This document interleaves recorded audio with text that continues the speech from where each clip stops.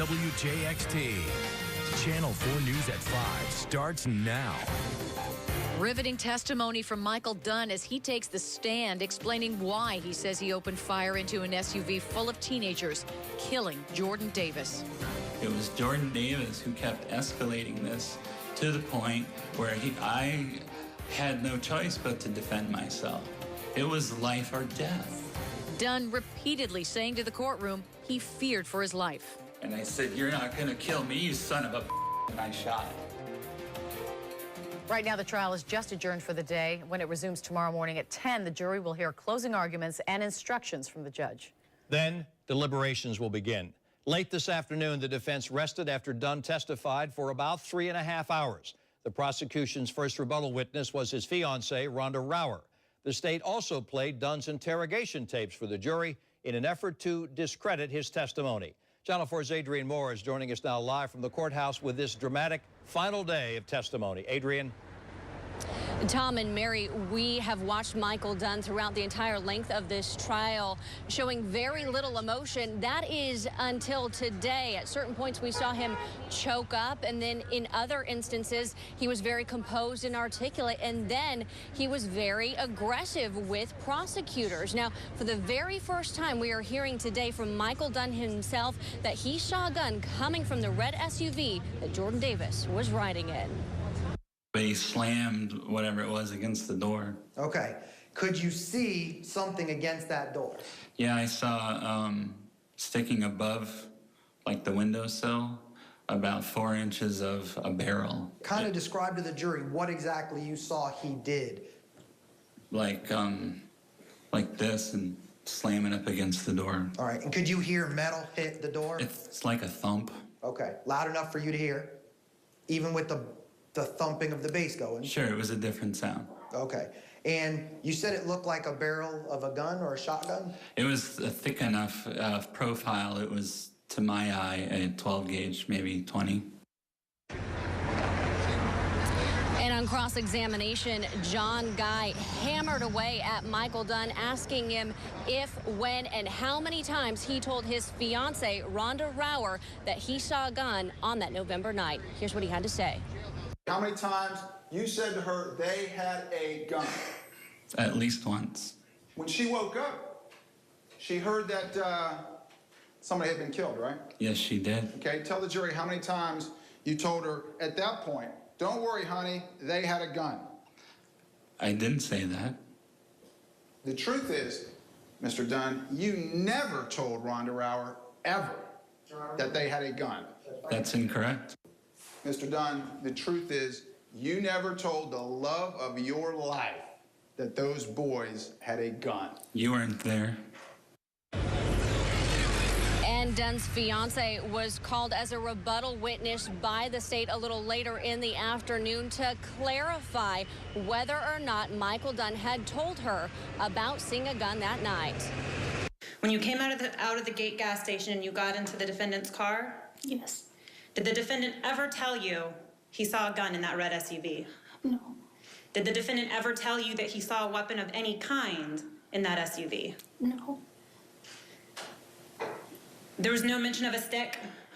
No. There was no mention of a shotgun? No. There was no mention of a barrel? No. There was no mention of a lead pipe? No. Clearly a lot of testimony early today, and to tell us a little bit more about what was going on inside the courtroom and what we heard from Michael Dunn is our Channel 4 Vic Michelucci. And Vic, wow, so much testimony. Michael Dunn was up there for a very long time today. He was up on the stand for 3 hours and 38 minutes to be exact. At the very beginning, he was quite soft-spoken and quiet, trying to paint himself as a nice guy who was barely there, only there because he was acting in self-defense, and that is why he's on the stand today trying to prove his innocence. But a little bit later, during cross-examination with the prosecution, you could tell that Michael Dunn appeared to be frustrated with what prosecutor John Guy was asking him. At times he was a little bit sarcastic. We only saw him emotional 3 times today. Once when he was talking about his fiancée, the other time when he was talking about his son, whose wedding it was that he attended, and the 3rd time when he was talking about his puppy, Charlie, the dog that he went back to the hotel to walk after the shooting. Now he's screaming. Okay. There's no mistake of what he said. It was life or death. That was the theme Michael Dunn stuck to, that he pulled the trigger 10 times only because he feared for his life, telling the jury 17-year-old Jordan Davis in the red SUV next to his car was cursing and threatening him. Well, after hearing the something something cracker and this and that, I hear I should kill.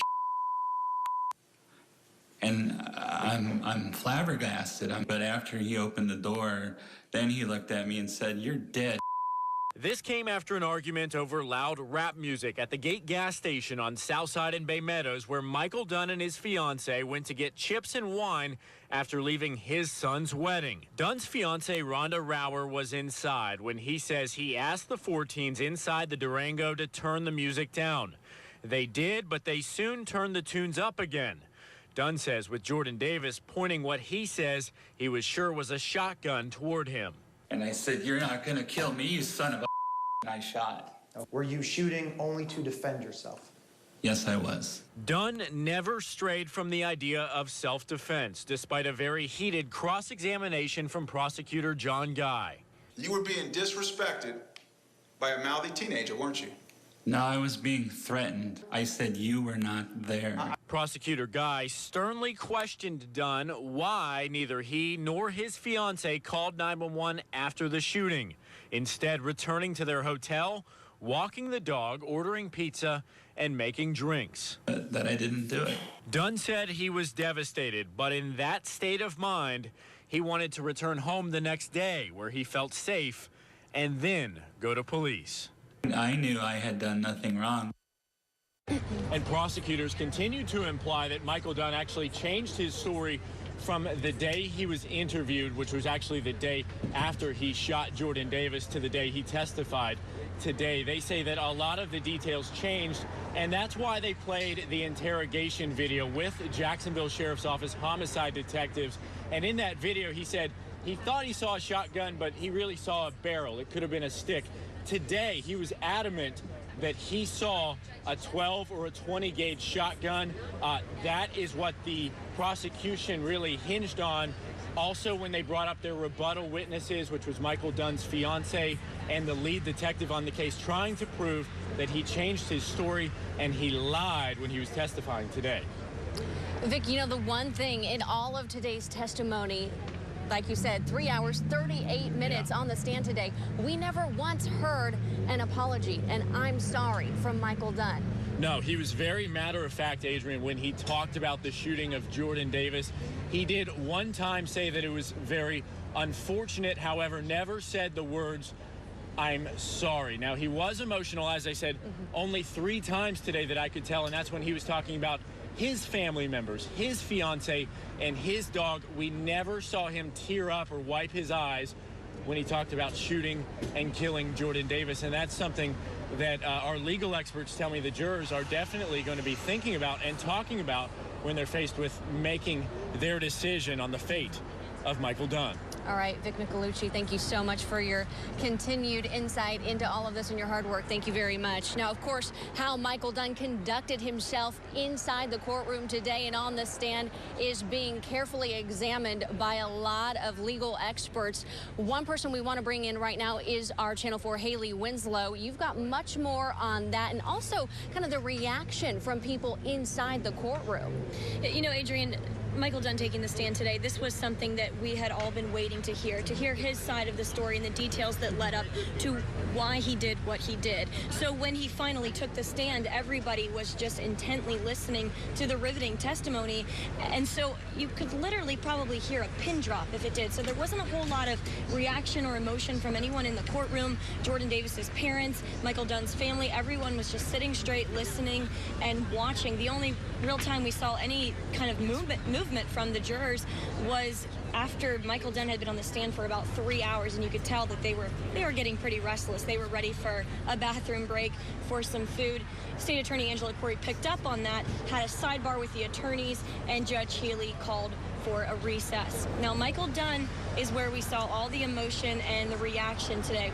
His testimony on the stand, and we learned a lot more about him, that he is a pilot, he was a computer programmer, and we really got to see the details of what led up to this incident. We also talked to Channel 4 crime analyst Ken Jefferson and had him weigh in on the emotion on the stand. I saw a little emotion going there. He sobbed a little bit when he was talking about his dog, Charlie. A couple of the jurors stopped looking at him at that particular time and focused directly on his defense attorney. And then when the state got up, they focused on the prosecutor. A couple of them aren't looking at Dunn at all because their emotions are involved now. Michael Dunn was very adamant about getting the point across that he was absolutely terrified. These teens, he says, were making threats. He was in fear for his life. He said he's never been so scared in his entire life, and that's why he did what he did. Now, I think where they say he went wrong was waiting to call the police until the next day. He didn't even talk to an officer until the next day. But he says it was a traumatic experience, and he just wasn't thinking clearly. Now, we know, obviously, court wrapped up for the day. We still have a lot to get to tomorrow. What is on tap for tomorrow, and when could this go to the jury? Well, of course, we're expecting closing arguments tomorrow, which I'm sure will take a couple of hours, as everything has kind of taken longer than expected. And then we could see this case go to the jury tomorrow, even perhaps a verdict tomorrow or on Thursday. All right, Haley, thank you so much for your live report. We appreciate it. That's going to do it for us here at the Duval County Courthouse this evening. Tom and Mary, now back to you. Thank you, Adrian. We will continue to follow the Dunn trial and all the developments in this case. Ahead at 5:30, we'll examine what appear to be discrepancies in Dunn's testimony. Then at 6, a local defense attorney will break down what Dunn told the jury. You can also read more about his testimony on news4jax.com, and you can watch the trial on this TV, which is 4.2 or 231 on Comcast cable. International and national news organizations can also be found at news4jax.com. We have other news off the tracks. A train derails under the Acosta Bridge. What investigators say spilled from one of the cars and how the cleanup is going at this hour. A live report ahead. The search for a missing child in Sanford ends with her remains found here in Putnam County. I'm Ashley Harding. I'll have all the details with the latest on the investigation coming up in just a few minutes. A child vanishes from her Sanford home, and now searchers have found the 2-year-old's body in Putnam County. Sanford police say the child's mother has turned herself in on a charge of aggravated child neglect. Police found Tariji Gordon dead in a shallow grave near Crescent City in southeastern Putnam County, more than 50 miles from Sanford. Officers continue to search for the mother's boyfriend. Channel 4's Ashley Harding is at the sheriff's office in Palatka. She's joining us now live with an update on the investigation. Ashley, are police calling this a homicide? Tom, as of right now, they are not, but yes, they want to get in touch with the mother's boyfriend, Timothy Gordon, who they say may have some more information about this little girl's death, but they say an interview with the mother led them to the burial site here in Putnam County, where the sheriff's office was on hand as they searched. And at this point, we do not know what ties, if any, this family may have in this area, but it does have some of the locals here in shock. Shots showed the scene in Crescent City as investigators acting on a tip worked to recover the remains of a missing child. A child Sanford police have identified as 2-year-old Tariji Gordon. Deputies from the Putnam County Sheriff's Office responded to an address of 117 Madison Avenue, Crescent City, Putnam County, Florida. At that location, officers found a shallow grave with a small child's shoe exposed. Police have not said how the little girl died, nor have they given any indication as to how long she was buried at the property. We took a walk behind the house, and this is what we found, what looks like to be an area where some digging took place. We're also told that a suitcase was found in some nearby woods, believed to have transported the little girl's body. It's very shocking to know that something like this would take place, because normally this is a quiet area. Everybody know everybody, so very shocking. The child's mother, 32-year-old Rachel Fryer, turned herself in on Monday night and has been arrested on aggravated child neglect charges. Police say they're still looking for Fryer's boyfriend, Timothy Gordon. At this time, the Sanford Police Department and our community, we believe that additional information is held by an individual by the name of Timothy Gordon, and we still would like to speak with Mr. Gordon. Those living in this area say for something like this to happen here makes them all the more aware of their surroundings. It's going to make me be very watchful now, especially on my grandkids, because they like playing out in front of the house. Sanford police say an autopsy has been scheduled and they expect to have those results sometime this week. We're live tonight in Putnam County. I'm Ashley Harding, Channel 4, the local station. Well, the cleanup continues after a train derails underneath the Acosta Bridge. Between 6 and 9 cars from a Norfolk and Southern train derailed early this morning. There are conflicting reports on the number of cars that jumped the tracks. One of the cars containing 25,000 gallons of ethanol landed on its side, spilling what officials call a small amount of the chemical. Crews say there's no danger to the river, but cleanup is taking some time. Special equipment's being used to remove the cars from the track, and then the rails will be repaired. They hope to complete all of this sometime this evening. Coming up at 5:30, we'll have a live report on the investigation. The only station with Weather Authority alert days. Channel 4 is the Weather Authority. So how would you describe today in your words, Tom Wilson? I would say it was an 8.5 on the gone gauge until it got cloudy. Gorgeous this morning. Right. And then, later. Take a look at, I know, everywhere. Is that a meteorological term, Mary? It is a meteorological term. It is impressive. Look, the cold air out there in the Carolinas with the big winter storm, we'll talk more about that in a few moments, has pushed some cold air right down into Jacksonville. This is a thin little marine layer of cold air. It's so low, it's less than 1,000 feet thick. In other words, if you could climb to a very tall tower and look out, you'd have sunshine over your head, and the temperature would be milder than it is down low. The cold air.